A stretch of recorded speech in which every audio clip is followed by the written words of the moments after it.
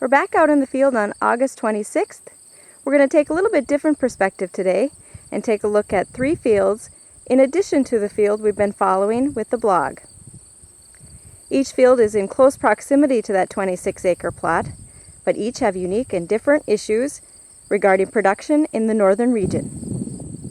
We'll start with field number 1. This is a Clearfield variety that was planted mid-June, about a day or so after the 26-acre sunflower plot that we've been following on the blog. It's an earlier maturing variety that ended up blooming about a week prior to the field that we've been following. Let's take a look inside and see if there are any factors that may limit yield. We're taking a little bit closer look inside field number 1, and one of the issues that's easily identified close to the edges of the field in particular is an issue we call lodging. As you can see here, at the base of the stalk, the plant begins to become uprooted or lay over. And this is one of the limiting factors for yield in sunflower, because these plants will likely die from the exposure of their root system before harvest and not produce seed. This particular field, field number 1, has fairly clean ground. As you can see, very little weed activity. We're here at field number 2. This was planted right around the same time as the 26-acre sunflower plot that we've been following on the blog. Very good plant stand established in this field. We'll go ahead and take a look inside and see if we can determine if there are any factors that may limit yield this year. Taking a closer look inside field 2, it's easy to see that this field has great yield potential, even though we have a ways to go before harvest. Very little weed pressure or lodging. We're back in familiar territory at the 26-acre sunflower plot that we've been following this season. We'll call this field number 3.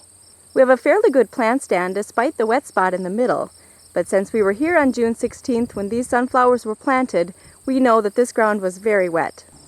Taking a closer look inside field 3, some of the yield limiting factors that we've discussed is a consistent plant stand.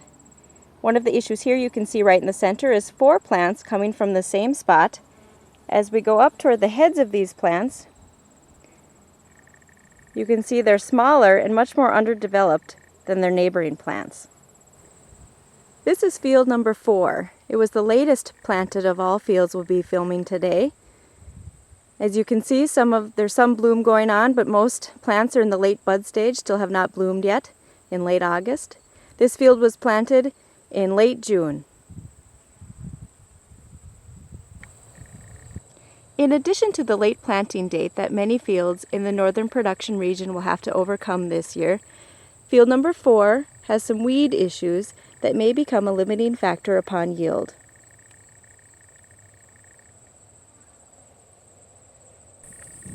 All of the issues we discussed today on these 4 fields, such as lodging, weed pressure, and plant stand, are considerations for all sunflower growers. But something unique to the northern region this year was the extremely late planting season. These flowers look good now. We'll have to wait and see if that becomes a major yield limiting factor.